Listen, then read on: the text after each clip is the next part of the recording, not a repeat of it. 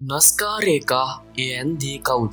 දකුණු පෙරු රාජ්‍යයේ වෙරි නස්කා කාන්තාරයේ පොළොව මත දැවැන්ති චිත්‍ර සමූහයක් ඇඳලා තියෙනවා. මේවා නස්කා රේකා. එහෙමත් නැත්නම් නස්කා ලයින් කියලා හඳුන්වන්න පුළුවන්. වර්ග කිලෝමීටර් 450ක් පුරා විහිදෙන මෙම නිර්මාණ අතර සතුන්ගේ රූප, ශාක සහ විවිධ ජ්‍යාමිතික හැඩතල දහස් ගණනක් තියෙනවා. මේ ඇති පුදුමය තමයි මේවායේ සැබෑ හැඩය දැක ගන්න පුළුවන් අහසේ ඉඳන් බැලුවොත් පමණයි. වසර 2000කට වඩා පැරණි මෙම නිර්මාණ කළේ කවුද? තාක්ෂණයේ දියුණු නැති යුගයක ඔවුන් මේවා මෙතරම් නිර්වද්‍යව ඇන්දේ කෙසේද? මේවා පිටසක්වල ජීවින්ගේ ගුවන් පතද? නැතිනම් දෙවියන් උදෙසා කළ පූජාවක්ද? අද අපි ලෝක දැනුම තුළින් නස්කා රේඛා පිළිබඳ කතා කරමු. එහෙනම් රැඳී සිටින්න කුතුහලයෙන් පිරුණු මේ වීඩියෝවේ අවසාන තත්පරයේ තේ.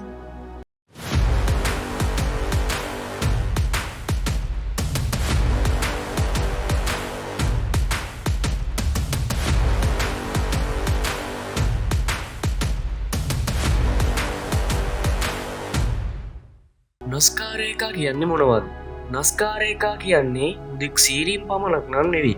මේවා නිර්මාණය කරලා තියෙන්නේ කාන්තාරයේ මතු පිට ඇති යකඩ ඔක්සයිඩ් මිශ්‍ර රතු පැහැති ගල් ඉවත් කරලා ඒ යට ඇති ලා පැහැති වැලි සහ පස් මතු කිරීමක් මගින්. මේ ප්‍රදේශයට ඉතා අඩුවෙන් මැසි ලැබෙන නිසා සුළඟ අඩු නිසා මේවා වසර දහස් ගණන් ආරක්ෂා වෙලා තියෙනවා.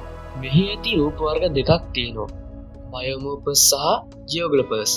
බයෝමෝර්ෆස් කියන්නේ සතුන් සහ ශාක රූප. උදාහරණ ලෙස මකුළුවා, හර්මිබර්ඩ් කුරුල්ලා, වඳුරා, තල්මසා.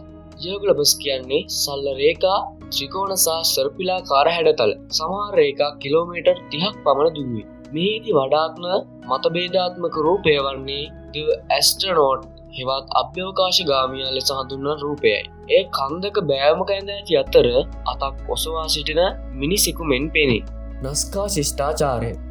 ඉතිහාසඥයින් පවසන පරිදි මෙම රේඛා නිර්මාණය කළේ ක්‍රිස්තු පූර්ව 200 සහ ක්‍රිස්තු වර්ෂ 700 අතර කාලයේ විසූ නස්කා නම් දේශීය ජනතාවයි. ඔවුන් කාන්තාරයේ ජීවත් වූ දක්ෂ ගොවීන් පිරිසක්. ඔවුන්ට භූගත ජල පද්ධති සැකසීමේ විශිෂ්ට තාක්ෂණයක් තිබුණා. නස්කා ජනයාට ගුවනින් බැලීමේ හැකියාවක් නොතිබුණි නම් ඔවුන් මේවා මෙතරම් විශාලව සහ නිවැරදිව ඇන්දේ කෙසේද? පුරාවිද්‍යාඥයින් පවසන්නේ සරල ලී කණු සහ ලණු භාවිත කරමින් ජ්‍යාමිතික විශාලනය එහෙමත් නැත්නම් ස්කාලින් නම් ක්‍රමය ඔවුන් භාවිත කළ බවයි.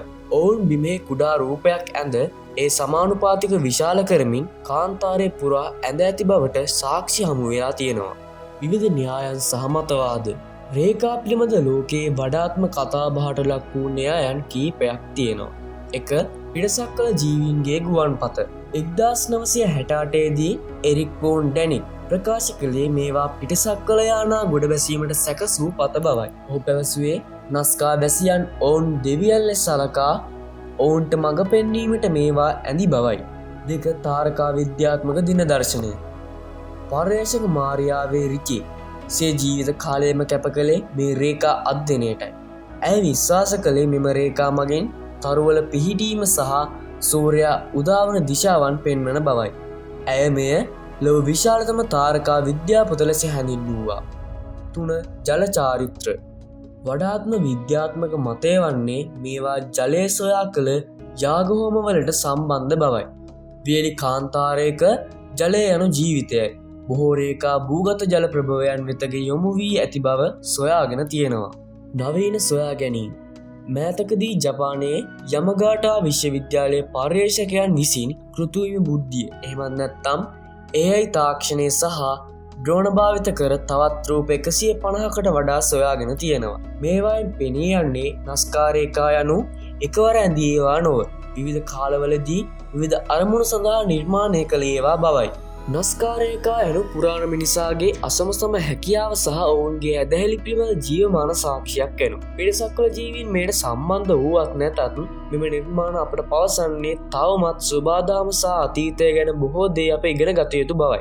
ඔබ සිතන්නේ කුමක්ද? මේවා පිටසක්වල නිර්මාණද? නැතිනම් මිනිස් බුද්ධි ආශ්චර්යයක්? ඉතින් මේ වීඩියෝ ගැන ඔයාලගේ අදහස පහලින් කමෙන්ට් කරා යන්න. වීඩියෝ එක හොඳයි නම් ඔයාලට දැනුමක් ලැබුණා නම් වීඩියෝ එකට ලයික් එකක් දාන්න. ඒ වගේම මේ වීඩියෝ දිගටම බලන්න ලෝක දැනුම අපිව සබ්ස්ක්‍රයිබ් කරලා තියාගන්න.